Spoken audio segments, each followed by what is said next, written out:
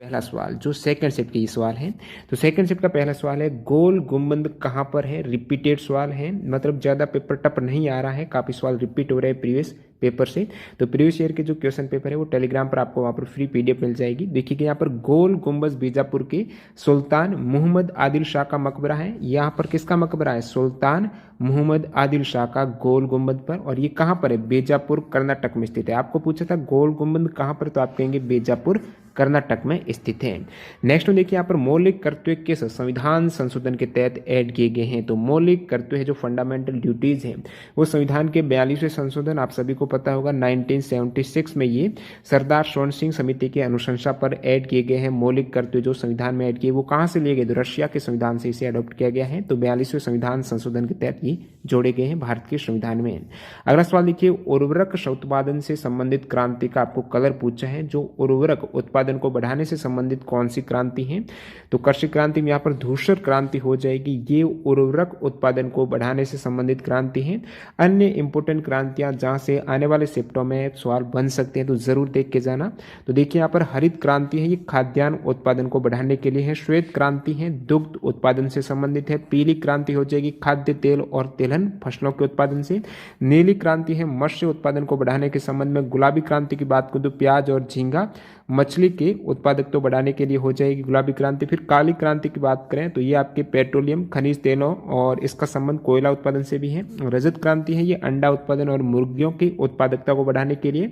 फिर golden revolution की बात करें तो ये आपके बागवानी उत्पादन में वृद्धि से संबंधित है, जो कि फल है, या फिर से शहद उत्पादन से भी जोड़ा जाता है। गोल्ड क्रांति आलू के उत्पादकता तो बढ़ाने के लिए। तो यहाँ पर आपके जो पूछा गया था वो ग्रे वाला था, यहाँ पर उर्वरक उत्पादन से संबंधित आपको पूछा था, जो कि ग्रे रिवोल्यूशन या फिर क्रांति हो जाएगी। अगला सवाल देखिए यहाँ पर सबसे ज्यादा 5 बार राष्ट्रमंडल खेल जो कॉमनवेल्थ गेम होस्ट किया है, कौन से देश में सबसे ज्यादा 5 बार, यहाँ पर इस प्रकार भी लिखा हुआ था। तो 5 बार सबसे ज्यादा ऑस्ट्रेलिया में होस्ट हुआ है 1938, फिर 62, 82, 2006 और 2018 में भी आपको पता है जो लास्ट हुआ है कॉमनवेल्थ गेम वो कहाँ पर हुआ है, ऑस्ट्रेलिया में 2018 में। टोटल 5 बार ऑस्ट्रेलिया होस्ट कर चुका है। ऑस्ट्रेलिया के बाद कनाडा 4 बार कर चुका है। और यहाँ पर एक इंपॉर्टेंट फैक्ट ये है कि जो प्रथम कॉमनवेल्थ गेम आयोजित हुआ था कहाँ पर हुआ था, कनाडा में। कब हुआ था, 1930 में, कनाडा के हैमिल्टन सिटी में। और न्यूजीलैंड 3 बार, सबसे ज्यादा बार ऑस्ट्रेलिया। और नेक्स्ट आने वाले जो कॉमनवेल्थ राष्ट्रमंडल खेल है वो कहाँ पर होंगे, तो आप कहेंगे बर्मिंघम इंग्लैंड में होने वाले। भारत में एक बार आयोजित हुए 2010 में दिल्ली में। भारत में राष्ट्रीय आय की गणना सर्वप्रथम किसने की थी, तो ये की थी दोस्तों दादा भाई नौरोजी ने की थी। भारत की राष्ट्रीय आय की सबसे पहले गणना 1867-68 में धन के पलायन के सिद्धांत के आधार पर की थी। और उन्होंने प्रति व्यक्ति आय निकाली थी 20 रुपये प्रति वर्ष। और वैज्ञानिक आधार पर सर्वप्रथम जो राष्ट्रीय आय की गणना हुई है वो 1931-32 में VKRV राव के द्वारा की गई थी। उन्होंने 62 रुपये प्रति वर्ष आय निकाली थी। अगला सवाल देखिए, सेब में होने वाला रोग कौन सा है। ऑप्शन में ये फायर ब्लाइट दिया गया था, एकदम करेक्ट हो जाएगा। अन्य जो सेब में होने वाले रोग भी आप देख सकते हो। नेक्स्ट में देखिए, भारत का प्रथम संचार उपग्रह, देखिए बाद में मैंने कंफर्म किया तो ये पूछा गया कि भारत का प्रथम सैटेलाइट कौन सा है, संचार करके ऐसे अलग नहीं था। तो भारत का प्रथम सैटेलाइट हो जाएगा, आपको पता है आर्यभट्ट है। बाकी संचार उपग्रह है तो वो हो जाएगा एप्पल। ये आप एप्पल की फुल फॉर्म है एयरलाइन पैसेंजर पेलोड एक्सपेरिमेंट। और बाकी यहाँ पर बात करूँ जो दूर संवेदी उपग्रह, भारत का प्रथम दूर संवेदी उपग्रह कौन सा है, SROSS सोर्स ए हो जाएगा। मोपला विद्रोह कब हुआ था, तो ये मोपला विद्रोह इसे मालाबार विद्रोह के नाम से भी जाना जाता है। ये हुआ था दोस्तों 1921 में। किन के मध्य हुआ था ये विद्रोह, तो केरल के मोपला मुसलमान जो स्थानीय जमींदार थे। और 1921 में ब्रिटेनिया और केरल की जो मोपला मुसलमान है, मालाबार जो तट है केरल में, वहां पर यह विद्रोह हुआ था। और विनायक दामोदर दास इसी विद्रोह पर उन्होंने एक पुस्तक लिखी है, विनायक दामोदर सावरकर ने, इंपोर्टेंट हो जाती है। मोपला नामक उपन्यास की रचना किसने की है, विनायक दामोदर सावरकर ने। NIU की फुल फॉर्म, प्रत्येक शिफ्ट में 3 सवाल कंप्यूटर के पूछे जा रहे हैं, तो नेटवर्क इंटरफेस यूनिट हो जाएगी। और मैं करंट अफेयर्स की बात करूं तो ये जो सवाल पूछे जा रहे हैं 2019 के प्लस 2020 के हैं, वो लेटेस्ट वाले नहीं पूछे जा रहे हैं, अप्रैल तक के पूछे जा रहे हैं। और सवाल एक कैंडिडेट ने कमेंट करके पूछा कि सवाल किस टाइप से आ रहे हैं, तो सवाल आ रहे हैं मिक्स आ रहे हैं। ओके, अर्थशास्त्र में नोबेल प्राइज 2020 किसे दिया गया है, तो जो पॉल आर मिलग्रॉम और रॉबर्ट बी विल्सन को अब की बार 2020 में इकोनॉमिक में नोबेल प्राइज दिया गया है, जो कि ऑक्शन थ्योरी में सुधार और ऑक्शन जो नीलामी सिद्धांत थे उनके नए तरीकों के आविष्कार करने के लिए ये प्राइज दिया गया है। अगला सवाल देखिए, जलियांवाला बाग हत्याकांड से रिलेटेड यहाँ पर इससे अपने 2 सवाल पूछे गए हैं। तो इसके समय भारत के वायसराय कौन थे, तो वो लॉर्ड चेम्सफोर्ड थे। अमृतसर में ये हत्याकांड हुआ था। और ये पूछा गया है कि हत्याकांड कब हुआ था, मतलब काफी इजी सवाल बन रहे हैं यहाँ पर। तो 13 अप्रैल 1919 को यहाँ पर जनरल डायर के आदेश पर जलियांवाला बाग हत्याकांड अमृतसर पंजाब में हुआ था 13 अप्रैल 1919 को। सूर्य की चमकीली सतह को क्या बोला जाता है, तो इसे फोटोस्फीयर बोला जाता है। और फोटोस्फीयर के घटक में यहाँ पर सूर्य में प्रमुख रूप से हाइड्रोजन है, सबसे ज्यादा परसेंटेज है, उसके बाद हीलियम, ऑक्सीजन। नेक्स्ट देखिए, सापेक्षता का सिद्धांत है, थ्योरी ऑफ जो रिलेटिविटी है, इनका प्रतिपादन किसने किया है, तो सापेक्षवाद का सिद्धांत थ्योरी है, ये अल्बर्ट आइंस्टीन ने इसका प्रतिपादन किया था। और अल्बर्ट आइंस्टीन को आधुनिक भौतिकी का पिता भी माना जाता है, ये भी फैक्ट इंपॉर्टेंट है, एसएससी के द्वारा 2020 में पूछा हुआ सवाल है, आधुनिक भौतिकी के पिता कौन है, अल्बर्ट आइंस्टीन। एक सवाल ये थोड़ा आप कमेंट करके बताना इसका क्या एग्जैक्ट आंसर होने वाला है। इंडियन फ्लैग को ब्रिटेन से कौन चुराकर, एग्जैक्ट थोड़ी लैंग्वेज चेंज थी, तो जिन भी कैंडिडेट का था सेकंड से बता देना क्या यहाँ पर एग्जैक्ट सवाल था, बाकी आंसर भी बता देना। यहाँ पर एक इंपॉर्टेंट फैक्ट की बात करूं, अब की बार टीसीएस ने एसएससी में ये सवाल पूछा है कि विदेशी धरती पर भारतीय ध्वज को फहराने वाले पहला भारतीय कौन था। देखिए इस सवाल के ऑप्शन में है वीर सावरकर भी था, बीकाजी कामा भी था। तो ये विदेशी धरती पर भारतीय ध्वज को फहराने वाले प्रथम जो भारतीय हैं वो मैडम बीकाजी कामा थे। और ये जर्मनी में स्टटगार्ट में इन्होंने ये फहराया था। और ये आपकी मैं बात करूं जो भारतीय तब जब 1900 ये लगभग 7 में है उन्होंने फहराया था, उस समय अलग थी तिरंगे की डिजाइन, और अब की वर्तमान में है वो उससे अलग थी। और वर्तमान में जो करंट फ्लैग है ये डिजाइन किया गया है पिंगली वेंकैया के द्वारा, बहुत बार पूछा जाता है। संविधान सभा का विचार सर्वप्रथम किसने दिया था, वहां पर ऑप्शन में व्यक्ति का नाम था, तो एमएन राव हो जाएगा। तो ये सबसे पहले संविधान सभा का जो आइडिया दिया था 1934 में एमएन रॉय ने। और बाकी मैं बात करूं संविधान सभा का विचार सर्वप्रथम जो यदि ऑप्शन में पार्टी वगैरह से थे तो स्वराज पार्टी ने वर्ष 1934 में दिया था। स्वराज पार्टी की स्थापना 1923 में हुई थी, मोतीलाल नेहरू और चित्तरंजन दास ने की थी, मोतीलाल नेहरू थे सेक्रेटरी। अगला सवाल देखिए, टिहरी जल विद्युत परियोजना है वो किस राज्य में है, तो ये है दोस्तों उत्तराखंड राज्य में है। टिहरी डैम कहां पर है, भागीरथी नदी पर। नेक्स्ट देखिएगा दोस्तों यहाँ पर, और एक योजना पूछी गई है कि प्रधानमंत्री कौशल विकास योजना किस मंत्रालय के अधीन आती है, तो ये सेम हो जाएगा स्किल डेवलपमेंट एंड एंटरप्रेन्योरशिप हो जाएगी। ये लॉन्च हुई थी 2015 में। अगला देखिए 49वीं समानांतर जो पैरेलल है वो किन देशों के मध्य हैं, तो ये उत्तरी अमेरिका तथा कनाडा के 2 भागों में बांटती हैं। जो भी 2 देशों को अलग करने वाली रेखा है उनसे संबंधित मैंने एक कंटेंट डाल दिया, टेलीग्राम पर आप देख सकते हो। तो उत्तरी अमेरिका तथा कनाडा को 2 भागों में बांटने वाली ये पैरेलल हो जाएगी 49वीं। बाकी 38वीं यहाँ पर मैं समानांतर रेखा की बात करती है, उत्तर कोरिया और दक्षिण कोरिया को 2 भागों में बांटती है 38वीं।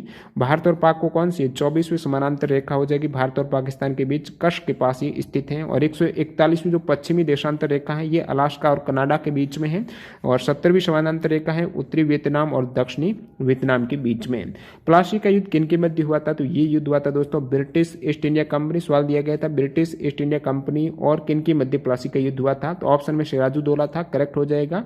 और यहाँ पर कंपनी की सेना ने रॉबर्ट क्लाइव नेतृत्व कर रहे थे और इस साइड सिराजुद्दौला को हरा दिया था। और ये हुआ था 23 जून 1757 को। आप कमेंट करके बताना ताकि मेरे को पता चल जाए कितने स्टूडेंट हैं वो कंटिन्यू वीडियो देख रहे हैं। तो प्लासी किस राज्य में स्थित है वो जरूर कमेंट कर देना। नेक्स्ट देखिए यहाँ पर भाभा एटॉमिक रिसर्च सेंटर है, इसका हेडक्वार्टर कहाँ पर है, ये इस प्रकार दिया गया था बीएआरसी का मुख्यालय। बीएआरसी का मतलब भाभा एटॉमिक रिसर्च सेंटर, जो कि महाराष्ट्र राज्य में है और महाराष्ट्र के मुंबई में है, ट्रॉम्बे मुंबई। इसकी स्थापना कब हुई थी, तो ये हुई थी दोस्तों 3 जनवरी 1954 को इसकी स्थापना हुई थी रिसर्च सेंटर की। अगला सवाल देखिए एनएनपी का पूछा गया था, तो नेट नेशनल प्रोडक्ट हो जाएगा, शुद्ध राष्ट्रीय उत्पाद से हो जाएगा। इसके फॉर्मूले से था तो ये सकल राष्ट्रीय उत्पाद में से आप जीएनपी से मूल्य ह्रास माइनस करेंगे तो एनएनपी निकल के आ जाएगा। बाकी अन्य जो इंपॉर्टेंट फॉर्मूले इकोनॉमिक्स से अक्सर पूछे जाते हैं कि सकल राष्ट्रीय उत्पाद जीएनपी का फॉर्मूला है, तो ये आपके जीएनपी का हो जाएगा जो ग्रॉस नेशनल प्रोडक्ट है, सकल घरेलू उत्पाद है और ग्रॉस डोमेस्टिक प्रोडक्ट हो जाएगा। और इसमें से विदेशों से अर्जित जो विशुद्ध आय है उसको ऐड करेंगे तो जीएनपी आ जाएगी। बाकी मैं बात करूं यहाँ पर एनडीपी की, तो नेट जो डोमेस्टिक प्रोडक्ट है, शुद्ध घरेलू उत्पाद है, ये सकल घरेलू उत्पाद में मूल्यह्रास माइनस करना है। एनएनपी में आपको सकल राष्ट्रीय उत्पाद से मूल्यह्रास माइनस करना है और एनडीपी में आपको सकल घरेलू उत्पाद से मूल्यह्रास माइनस करना है। जीडीपी का बहुत बार पूछा जाता है, तो इसमें आपके उपभोग, सकल निवेश, सरकारी खर्च प्लस निर्यात माइनस आयात है, ये फॉर्मूला जीडीपी का, ग्रॉस डोमेस्टिक प्रोडक्ट। अगले सवाल की ओर बढ़ते हैं। रक्त परिसंचरण तंत्र का हिस्सा नहीं है। ऑप्शन में आपके क्या दिया गए थे, एक तो ये आर्टरी दिया गया था, फिर वेन दिया गया था, हार्ट भी दिया गया ऑप्शन में, और चौथा दिया गया था जो लार्ज इंटेस्टाइन है, बड़ी आंत है। तो बड़ी आंत आपको पता है रक्त परिसंचरण तंत्र का हिस्सा नहीं है, बाकी ये सभी है। कौन सी अदिश राशि है, तो ये भी इजी सवाल हो जाएगा। अदिश राशि आपको पता होना चाहिए, जैसे कि चाल, दूरी, द्रव्यमान, आयतन, समय, ताप, कार्य, विद्युत धारा, दाब, ऊर्जा, ये सभी अदिश है, स्केलर है। वेक्टर की बात करूं सदिश राशियों की, तो उसमें वेग, बल, संवेग, त्वरण, विस्थापन, रेखीय संवेग, कोणीय संवेग है। विद्युत धारा घनत्व, देखिए विद्युत धारा तो अदिश है, लेकिन विद्युत धारा घनत्व सदिश हो जाएगी। ताप प्रवणता है, विद्युत द्विध्रुव आघूर्ण है।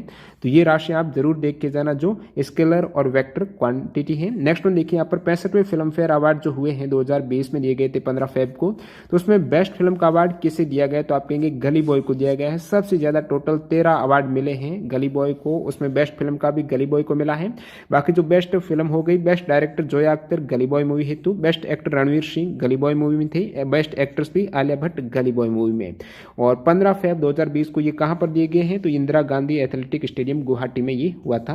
अगला सवाल देखिए, यूएनडीपी का आपको हेडक्वार्टर पूछा है, तो यूनाइटेड नेशंस डेवलपमेंट प्रोग्राम का हेडक्वार्टर है ये न्यूयॉर्क सिटी में है। एक स्टूडेंट बताया कि यूएनएससी का पूछा है, तो यूनाइटेड नेशंस इसका भी, सिक्योरिटी काउंसिल का भी न्यूयॉर्क में है। बाकी यूएनडीपी का ये पूछा हुआ है। येन किस देश की मुद्रा है, इजी सवाल है, जापान की मुद्रा है। साहित्य अकादमी का पुरस्कार मुख्यालय कहां पर है, तो दोस्तों जो भी सवाल यहाँ पर बन रहे हैं ना, ऐसे नए सवाल नहीं बन रहे उटपटांग है, जैसे कि पहले टीसीएस है कुछ अलग से ही नृत्य दे रहा था उत्सव वगैरह, तो ये ऐसे सवाल नहीं पूछे गए हैं अब तक। बाकी आपके जो प्रीवियस ईयर में रिपीट हो रहे हैं सवाल वही देख के जाना। एसएससी वाले आप देख सकते हो, टेलीग्राम पर पीडीएफ पड़ी हुई बहुत सी। तो साहित्य अकादमी का मुख्यालय कहां पर है, तो इसका हेडक्वार्टर दोस्तों रविंद्र भवन दिल्ली में है। साहित्य अकादमी का हेडक्वार्टर है। स्थापना 12 मार्च 1954 को हुई थी। बहुत बार पूछा जाता है साहित्य अकादमी पुरस्कार कितनी भाषाओं में दिया जाता है, तो आप कहेंगे 24 भाषाओं में दिया जाता है। 22 तो जो 8वीं शेड्यूल में है जो भारतीय संविधान में, और 2 भाषाएं हैं इंग्लिश और राजस्थानी। संगीत के क्षेत्र में जो म्यूजिक में दिया जाने वाला अवार्ड है वो कौन सा है, तो ग्रैमी अवार्ड है। यूनाइटेड स्टेट के इसमें अवार्ड दिया जाता है, यूएस के द्वारा ग्रैमी अवार्ड है म्यूजिक इंडस्ट्री का। किस नियम के अनुसार नियत ताप पर गैस का आयतन है वो दाब के व्युत्क्रमानुपाती होता है, तो ये बॉयल का नियम हो जाएगा। बॉयल का नियम क्या कहता है कि तापमान यदि कांस्टेंट है, टेम्परेचर कांस्टेंट है, तो गैस का आयतन दाब के व्युत्क्रमानुपाती, मतलब दाब बढ़ाएंगे तो आपको पता है आयतन घटेगा, तो गैस का आयतन दाब के व्युत्क्रमानुपाती जब ताप स्थिर हो, तो ये कहा है बॉयल ने, बॉयल के नियम के अकॉर्डिंग ऐसा है। बाकी अन्य जो गैस के प्रमुख नियम है जहां से अक्सर सवाल आते हैं, जरूर देख के जाना, आने वाले शिफ्ट के लिए काफी इंपॉर्टेंट फैक्ट हो जाते हैं ये। तो चार्ल्स का नियम है। तो चार्ल्स का नियम है दोस्तों, नियत दाब पर किसी गैस का द्रव्यमान आयतन के समानुपाती होता है। गैस का जो द्रव्यमान का आयतन है, गैस का जो वॉल्यूम है, आयतन है, वो तापमान के समानुपाती होता है। ये चार्ल्स ने कहा था। दाब नियत होना चाहिए। और एवोगाड्रो को नियम क्या कहता है, बहुत बार ये पूछा हुआ है। एवोगाड्रो का नियम है समान ताप और समान दाब पर सभी गैसों में समान आयतन में अणुओं की संख्या समान होती है, सभी में समान समान समान है, ये एवोगाड्रो का है।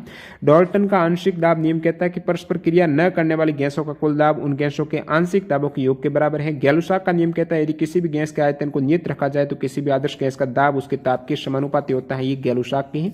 तो प्रमुख गैसीय नियम मैंने आपको बता दिया है, आने वाले शिफ्टों के लिए काफी इंपॉर्टेंट है। कौन सी ऑक्सिलरी मेमोरी नहीं है, ऑक्सिलरी का मतलब है नॉन वोलेटाइल मेमोरी है, सेकेंडरी मेमोरी है। और इसमें आपकी बात करूं प्राइमरी मेमोरी की जो, वो तो रैम रोम आपको पता है प्राइमरी है। तो आपको पूछा कौन सी ऑक्सिलरी मेमोरी नहीं है, मतलब कौन सी सेकेंडरी मेमोरी नहीं है, तो ये है दोस्तों रैम रोम है, प्राइमरी हो जाएगी। बाकी जो नॉन वोलेटाइल मेमोरी है तो ये हार्ड डिस्क है, स्थायी मेमोरी जिसमें फ्लॉपी डिस्क है, मैग्नेटिक टैप है, मैग्नेटिक डिस्क है, ये सभी आ जाती है। भारत का प्रथम परमाणु संयंत्र कब स्थापित हुआ था, तो फर्स्ट न्यूक्लियर पावर प्लांट था, ये था दोस्तों Tarapur nuclear power plant, Maharashtra में है। 1969 में हुआ था ये स्थापित यूएसए की सहायता से। जो भारत के 8 परमाणु विद्युत ग्रह है वो किस राज्य में स्थित है, काफी इंपॉर्टेंट है दोस्तों, तारापुर महाराष्ट्र में, रावतभाटा राजस्थान, काकरापार गुजरात, जैतपुरा महाराष्ट्र में, नरोरा यूपी में है दोस्तों, कल्पक्कम तमिलनाडु में, केगा कर्नाटक में है, कुडानकुल तमिलनाडु में। फादर ऑफ टैक्सोनॉमी, टैक्सोनॉमी के जनक कौन है, तो आप कहेंगे कार्लस लिनियस है फादर ऑफ टैक्सोनॉमी। नेक्स्ट देखिए किस राज्य में विधान परिषद है, तो भारत के 6 राज्यों में विधान परिषद है। उसमें आपके आंध्र प्रदेश है। देखिए अभी 27 जनवरी 2020 को आंध्र प्रदेश कैबिनेट ने विधान परिषद को समाप्त करने के लिए मंजूरी दी है, तो आंध्र प्रदेश में ये हो गया है समाप्त के लिए। बिहार, कर्नाटक, महाराष्ट्र, तेलंगाना और उत्तर प्रदेश में। ट्रिक ऐसा है कि तुम भी मजा कर आप देख सकते हो, इस ट्रिक के माध्यम से ये 6 राज्य दिए गए हैं। अगला सवाल देखिए यहाँ पर, lichen are well known as sensitive indicator है। ये रिपीटेड सवाल है टीसीएस के द्वारा, मैं एसएससी के एक एग्जाम में करा चुका हूँ 2020 में कवर। तो लाइकेन है ये एयर पोल्यूशन का एक बड़ा अच्छा संकेतक होता है कि वायु प्रदूषण बढ़ रहा है, तो लाइकेन की सहायता से उसको मेजर कर सकते हो। और इसमें भी लाइकेन ये SO2 को मेजर करता है, तो सल्फर डाइऑक्साइड है उसको अवशोषित करने की उनकी क्षमता से संबंधित है। एयर पोल्यूशन का ये इंडिकेटर हो जाएगा लाइकेन। नेक्स्ट में देखिए, संतूर वादक कौन है? काफी इंपॉर्टेंट सवाल पूछा गया है। संतूर वादक है तो शहनाई वादक, संतूर वादक है, ये आप जरूर देख के जाना। भारत के प्रसिद्ध संतूर वादकों के नाम इस प्रकार हैं। Shiv Kumar Sharma, I think option में यही होगा। बाकी रुस्तम सोपोरी है, वर्षा अग्रवाल, तरुण भट्टाचार्य प्रमुख संतूर वाद्य यंत्र है उनके वादक। मेमोरी में संग्रहित डेटा प्रदर्शित करने के एग्जैक्ट क्या सवाल थे यहाँ पर नहीं मिला, ऑप्शन इस प्रकार स्टूडेंट बता रहे हैं। और एक ये भी एग्जैक्ट नहीं मिला, बैंक से संबंधित इंद्रधनुष अभियान कौन सा पता नहीं। बाकी इंद्रधनुष आपको पता अभियान तो ये टीकाकरण से संबंधित है। तो आप कमेंट करके बताना ये 2 सवाल क्या पूछे गए थे जिन भी कैंडिडेट का सेकंड शिफ्ट में था। अब मैं आपको ले चलता हूं प्रथम शिफ्ट का। वैसे मैंने अलग से वीडियो बनाया है, लेकिन जिन भी कैंडिडेट ने नहीं देखा है तो एक बार यहाँ से रिवाइज कर सकते हैं। तो देख लेते हैं फर्स्ट शिफ्ट में जो 40 में से 39 हूबहू सवाल मिल चुके हैं। स्पेशल थैंक जिन्होंने सवाल सेंड किए हैं। 28 दिसंबर का जो प्रथम पारी के सवाल अनिल कुमार, अरुण कुमार, प्रियंका, राजेश सैनी, अतुल कुमार, दिलीप प्रजापति, प्रियंक यादव और नेहा ने। तो देखिए कि यहाँ पर प्रथम पारी का पहला सवाल, और यहाँ पर थोड़ा मैं ब्रीफली लूंगा क्योंकि पहला शिफ्ट का मैंने उसको कवर किया है एक्स्ट्रा फैक्ट सही। तो दक्षिण अफ्रीका में लैंड लॉक कंट्री कौन सी है? तो वो है दोस्तों पैराग्वे और बोलिविया है। दक्षिण अफ्रीका में ये अमेरिका में 2 सिटी हैं जो लैंड लॉक यानी स्थल रुद्ध है, मतलब चारों ओर से घिरा हुआ जो क्षेत्र है वो स्थल रहेगा, सिर्फ स्थल से घिरा देश है, स्थल रुद्ध देश चारों ओर से, वो है पैराग्वे और बोलिविया है, दक्षिण अमेरिका का है। टोटल 47 स्थलरुद्ध देश हैं अभी। अगला सवाल देखिए, बैंक ऑफ बड़ौदा के साथ किन बैंकों का विलय हुआ है? मैंने बहुत बार बताया है कि इस टाइप से सवाल आ सकता है एसएससी में भी, जो मैंने किया था एनालिसिस। तो बैंक ऑफ बड़ौदा का जो विलय हुआ था 1 अप्रैल 2019 को, उसके साथ देना और विजय बैंक का हुआ है। बाकी अभी 1 अप्रैल 2020 को जो पब्लिक सेक्टर की टोटल 10 बैंकों का विलय हुआ है, तो वर्तमान में 12 पीएस की पब्लिक सेक्टर PSU की बैंक रह गई है। तो उसमें जो विलय हुआ है वो ओरिएंटल बैंक ऑफ कॉमर्स और यूनाइटेड बैंक ऑफ इंडिया का है, वो PNB के साथ में हुआ है। सिंडिकेट बैंक का केंद्रा, आंध्रा कॉर्पोरेशन का यूनियन के साथ, इलाहाबाद बैंक का इंडियन बैंक के साथ। नेक्स्ट में देखिए, DRDO के द्वारा विकसित रॉकेट लॉन्चर कौन सा? तो पिनाक हो जाएगा। Pinaka multi barrel rocket launcher है जो कि भारतीय वायुसेना के लिए रक्षा अनुसंधान एवं विकास संगठन के द्वारा तैयार किया गया था। सबरीमाला मंदिर कहां पर है? और इसके रिगार्डिंग अभी बहुत बार चर्चा में रहा था न्यूज में महिलाओं के प्रवेश से संबंधित। तो केरल में है सबरीमाला मंदिर है, जो पेरियार टाइगर अभ्यारण्य में स्थित एक प्रसिद्ध हिंदू मंदिर है और यहाँ पर विश्व का सबसे बड़ा तीर्थ यात्रा होती है। कुडनकुलम नाभिकीय विद्युत परियोजना कहां पर है? तो आप कहेंगे तमिलनाडु में है। कुडनकुलम नाभिकीय विद्युत परियोजना है, 31 मार्च 2002 से निर्माण हुआ था। उबंटू क्या है? तो ये एक ओपन सोर्स ऑपरेटिंग सिस्टम हो जाएगा, जो कि डेवलपर कंपनी है, उसका नाम है कैनोनिकल। नेक्स्ट में देखिए, कौन सा स्थल दिल्ली में नहीं है? ऑप्शन में था बुलंद दरवाजा, सभी को पता होना चाहिए, फतेहपुर सीकरी यूपी में है, न कि दिल्ली में। विश्व पर्यावरण दिवस की आपको थीम पूछी है 2020 की, तो ये दोस्तों थीम हो जाएगी टाइम फॉर नेचर।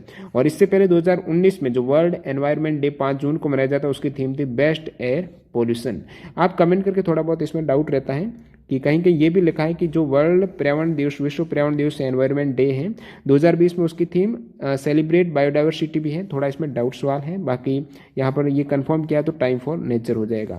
पानीपत का युद्ध है जो दूसरा युद्ध पूछा था, किन के मध्य हुआ है? तो ये हुआ था अकबर और हेमू के मध्य, 1556 में हुआ था। पहला युद्ध 21 अप्रैल 1526 को बाबर और लोधी के मध्य हुआ था। और तीसरा आपको पता है 1761 में मराठा और अहमद शाह अब्दाली के मध्य। कंप्यूटर का आपको पूछा है मस्तिष्क किसे कहा जाता है? तो CPU है, वो ब्रेन होता है कंप्यूटर का, सेंट्रल प्रोसेसिंग यूनिट। खेलो इंडिया यूथ गेम्स 2020 कहां पर आयोजित हुए हैं? गुवाहाटी असम में हुए हैं, 10 से 22 जनवरी 2020 को हुए थे। प्रथम रैंक महाराष्ट्र की, सेकंड हरियाणा, थर्ड दिल्ली की रही है। इससे पहले 2019 में ये पुणे में हो चुके हैं और प्रथम जो खेलो इंडिया यूथ गेम्स है दिल्ली में हुई थी। सुकन्या समृद्धि योजना किससे संबंधित है? तो ये योजना दोस्तों बेटियों के लिए केंद्र सरकार की एक बचत योजना है, छोटी छोटी बचत के रूप में यहाँ पर। और इसमें आप यदि 18 साल की उम्र के बाद है वो निकाल सकते हो जो भी आपने बचत की है। और 10 साल से पहले की उम्र के जो भी गर्ल चाइल्ड है वो इसमें कम से कम 250 रुपए रुपए का डिपॉजिट करके खाता खुला सकती है। यूआरएल की full form uniform resource locator हो जाएगी। कौन से राज्य 7 सिस्टर में नहीं है, तो आप कहेंगे ये हो जाएंगे भारत के 7 पूर्वोत्तर राज्य हैं जो 7 बहनें हैं। एटीएम आना मम्मी, मम्मी को एटीएम बुलाओ, एटीएम आना मम्मी। तो असम, त्रिपुरा, मेघालय, अरुणाचल प्रदेश, नागालैंड, मणिपुर, मिजोरम 7 सिस्टर। पट्टचित्र, चित्रकला शैली किस राज्य की है, तो ये ओडिशा की हो जाएगी। पट्ट का अर्थ होता है दोस्तों कपड़ा। वंदे भारत एक्सप्रेस किन स्टेशनों के मध्य चली है, तो आप कहेंगे ये तो चली है दिल्ली से वाराणसी के मध्य। ट्रेन 18 के नाम से इसे जाना जाता है। तो सबसे पहले दिल्ली से स्टार्ट होती है, फिर कानपुर, इलाहाबाद यहाँ पर रुकती है और वाराणसी तक जाती है। 55वां ज्ञानपीठ पुरस्कार किसे दिया गया है, तो ये 29 नवंबर 2019 को प्रसिद्ध मलयालम कवि अक्कीतम अच्युतन नंबूथिरी को दिया गया है। प्रथम जो ज्ञानपीठ पुरस्कार दिया गया था वो जी शंकर कुरूप को मलयालम में दिया गया था। और ये जो ज्ञानपीठ पुरस्कार दिया जाता है टोटल कितनी भाषाओं में दिया जाता है, तो आप कहेंगे एक तो ये 8वीं अनुसूची में शामिल जो भारतीय भाषाएं हैं, साथ ही साथ अब अंग्रेजी में भी दिया जाना स्टार्ट हो चुका है। 2018 में अंग्रेजी में दिया गया था। ध्वनि का संचरण किसमें नहीं होता है, तो निर्वात में नहीं होता है। वैक्यूम में सबसे ज्यादा स्पीड जो ध्वनि की है वो ठोस में, उसके बाद द्रव और गैस में रहती है। राज तरंगिणी के लेखक पूछा है, तो आप कहेंगे कलन करेक्ट है इसका। पृथ्वी पर किसी पिंड का जो द्रव्यमान है वो 80 किलोग्राम है, तो चंद्रमा पर भी कितना होगा, तो ये भी 80 होने वाला है। क्योंकि जो द्रव्यमान है, मास रहता है, वो किसी भी प्लैनेट पर चले जाओ वो सेम रहता है। यदि यहाँ पर पूछ लेता कि पृथ्वी पर किसी पिंड का भार जैसे कि 80 न्यूटन है, तो उसका कितना न्यूटन होगा चंद्रमा पर। ओके, तो उसका आधा हो जाता है, 1/6 हिस्सा हो जाता है चंद्रमा पर। नेक्स्ट में देखिए केंद्रीय आलू अनुसंधान संस्थान कहां पर है, तो ये शिमला में है। केंद्रीय चावल अनुसंधान संस्थान कटक में। केंद्रीय वन अनुसंधान संस्थान है वो देहरादून में है। केंद्रीय कृषि अनुसंधान संस्थान न्यू दिल्ली। केंद्रीय वनस्पति अनुसंधान संस्थान लखनऊ। पदार्थ की मात्रा को मेजर करने का ऐसा यूनिट है मोल हो जाएगा। विषाणु या फिर वायरस जनित रोग कौन सा है, तो ये दोस्तों चेचक है। जो स्मॉल पॉक्स है ये विषाणु जनित रोग होता है, जो ऑप्शन में था इसलिए यहाँ पर चेचक हो जाएगा। और यहाँ पर बहुत बार एग्जाम पूछा जाता है चेचक के टीके का आविष्कार किसने किया था, तो एडवर्ड जेनर ने किया था 1976 में। बाकी जो वायरस जनित रोग की एक ट्रिक आपको पता होना चाहिए, रेखा हमें हिट करके पीछे छोड़ गई, मतलब पोएजे। तो रेबीज, खचरा, हर्पिस ये सभी आपके रोग हो जाएंगे विषाणु जनित रोग। कौन सी महारत्न कंपनी है, टोटल 10 महारत्न कंपनी है। ऑप्शन में कोल इंडिया लिमिटेड था तो वो करेक्ट हो जाएगा। बाकी दो टोटल महारत्न कंपनी 10 कौन सी है, तो यहाँ पर देख सकते हो ये सभी महारत्न कंपनियां हो जाएगी आने वाले शिफ्ट के लिए। इंपॉर्टेंट है महारत्न, और 14 मिनी रत्न है। बाकी 100 प्लस जो नवरत्न, ये 14 नवरत्न है और 100-108 के आसपास कुछ मिनी रत्न है। अगला सवाल देखिएगा यहाँ पर, दांडी स्थान गुजरात के किस जिले में है, तो दांडी है दोस्तों यहाँ पर, ये हो जाएगा आपके। देखिए यहाँ पर कुछ स्टूडेंट ये भी बता रहे गांधी जी ने नमक कानून मार्च कहाँ से शुरू किया था, लेकिन बाद में कंफर्म किया तो दांडी स्थान पूछा गया है जो कि गुजरात के नवसारी जिले में स्थित है। और ये दोस्तों जालापुर तालुका है, नवसारी जिला है और गुजरात में है दांडी नामक स्थान। और महात्मा गांधी ने 12 मार्च 1930 में जो नमक कानून के विरोध में जो दांडी मार्च किया था वो शुरुआत की थी अहमदाबाद के पास साबरमती से, और वहां से वो चले थे दांडी तक जो कि नवसारी में है। अगला सवाल देखिए, गोबी मरुस्थल किस देश में है, ऑप्शन में था आपकी मंगोलिया, बाकी चाइना और मंगोलिया दोनों में है। प्रार्थना समाज के संस्थापक है आत्मारंग पाडुरंग, करेक्ट हो जाएगा। भारत के सबसे युवा राष्ट्रपति कौन थे, नीलम संजीव रेड्डी, 64 वर्ष की उम्र में ये बने थे छठे भारत के राष्ट्रपति। में बात करूं youngest person of become prime minister of India, Bharat के युवा प्रधानमंत्री कौन बने थे, राजीव गांधी, 40 वर्ष की उम्र में। कौन सा देश है वो बिम्स्टेक का सदस्य नहीं है, बिम्स्टेक का मतलब जो ये बे ऑफ बंगाल है, initiative for multi sector technical and economic cooperation है। तो इसमें टोटल जो सदस्य देश आप देख सकते हो बांग्लादेश, भूटान, इंडिया, म्यांमार, नेपाल, श्रीलंका और थाईलैंड हो जाएगा। तो ये सदस्य है, इसके अतिरिक्त जो भी ऑप्शन में था वो था आपकी करेक्ट। और इसकी स्थापना हुई थी 6 जून 1997 को। नेक्स्ट में देखिए जोजिला दर्रा कहाँ पर है, तो ये श्रीनगर और लेह को जोड़ने वाला दर्रा है, जोजिला दर्रा है। ये लद्दाख क्षेत्र में स्थित है। जो कारगिल जिले में स्थित ये दर्रा कश्मीर घाटी को अपने पश्चिमी द्रास और सुरु घाटियों को भी जोड़ता है। अंतर्राष्ट्रीय न्यायालय का हेडक्वार्टर पूछा था, सेकंड सेट में भी हेडक्वार्टर से सवाल पूछे गए हैं। प्रथम ये अंतर्राष्ट्रीय न्यायालय का पूछा है तो नीदरलैंड में है, हेग नीदरलैंड में है। 1945 में स्थापना हुई थी और इसमें जो टेन्योर रहता है जज का वो 9 वर्ष का। और मॉम का यहाँ पर पूछ लिया, जो मंगलयान है मार्स ऑर्बिटर मिशन का लॉन्च डेट है 5 नवंबर 2013, करेक्ट है। रॉकेट था polar satellite launching vehicle XLC-25 और इसका लॉन्च हुआ था श्रीहरिकोटा आंध्र प्रदेश से। संसद में पर्यावरण रक्षा अधिनियम है जो एनवायरमेंट प्रोटेक्शन एक्ट है वो 1986 में पारित हुआ था। खालसा पंथ की स्थापना गुरु गोविंद सिंह ने की थी और 1699 में। सहजीवी पौधे मतलब जो एक दूसरे को आश्रय और पोषक तत्व साझा करते हैं, तो उसमें लाइकेन ऑप्शन में था, बिल्कुल करेक्ट हो जाएगा। लोकसभा में अधिकतम सदस्य संख्या कितनी, अभी 550 हो गई है क्योंकि पहले जो 2 एंग्लो इंडियन सदस्य हैं राष्ट्रपति के द्वारा नामित होते थे, अब वो हटा दिए गए हैं और अभी 530 तो राज्य हैं और 20 यूटी से हो जाएगा। अगला सवाल देखिए, सेरीकल्चर है किससे संबंधित? रेशम कीट के पालन से है सेरीकल्चर। सबसे लंबी मुख्य भूमि की जो समुद्री तट रेखा है वो किस राज्य की है? तो ये गुजरात की हो जाएगी। कुल जो 9 राज्य हैं समुद्री तट रेखा के साथ में, और उसमें सबसे ज्यादा गुजरात के हैं 1214 किलोमीटर हो जाएगा। उसके बाद जो है वो तमिलनाडु 980, फिर आंध्र प्रदेश 970 है, कर्नाटक 300। तो ये सभी आप देख सकते हो 9 राज्य जिनकी समुद्री तटरेखा टच करती हैं। और बाकी यहाँ पर सवाल इस टाइप से आ जाए कि प्रायद्वीपीय भारत में सबसे लंबी तटरेखा वाला राज्य, तो वो आंध्र प्रदेश है 970 किलोमीटर है। भारत की कुल स्थलीय सीमा कितनी है? 15,200 किलोमीटर। सबसे छोटी तटरेखा वाला राज्य गोवा। भारत की मुख्य भूमि की लंबाई है तटरेखा वाली जो 6,100 है, और बाकी यहाँ पर मैं शामिल कर दूं द्वीप वगैरह को 7,516। अगला सवाल देखिए, यूनाइटेड नेशंस सिक्योरिटी काउंसिल कब स्थापित हुई थी? 1945 में हुई थी, और प्रथम इसका सेशन हेल्ड हुआ था 1946 में, और परमानेंट मेंबर जो 5 देश है वो देख सकते हो। तो टोटल यहाँ पर फर्स्ट प्लस सेकंड सेट के यहाँ पर सारे जीके के सवाल कवर हो चुके हैं। लगभग यहाँ पर 80 में से आपके पूरे सवाल हो गए हैं। बाकी आपका एग्जाम का भी वो आप कमेंट करके जरूर बताना यदि आप वीडियो देख रहे हो एंड तक। इसकी पीडीएफ फाइल आपको जल्दी दोनों ही शिफ्टों की टेलीग्राम चैनल पर शेयर कर दी जाएगी। तो जो भी कैंडिडेट इस चैनल पर न्यू है वो टेलीग्राम चैनल ज्वाइन कर लेना, प्लस इस चैनल को सब्सक्राइब करके बेल आइकन जरूर हिट करना, ताकि जो रियल और ऑथेंटिक सवाल है वो आपको टाइम पर मिल सके। धन्यवाद।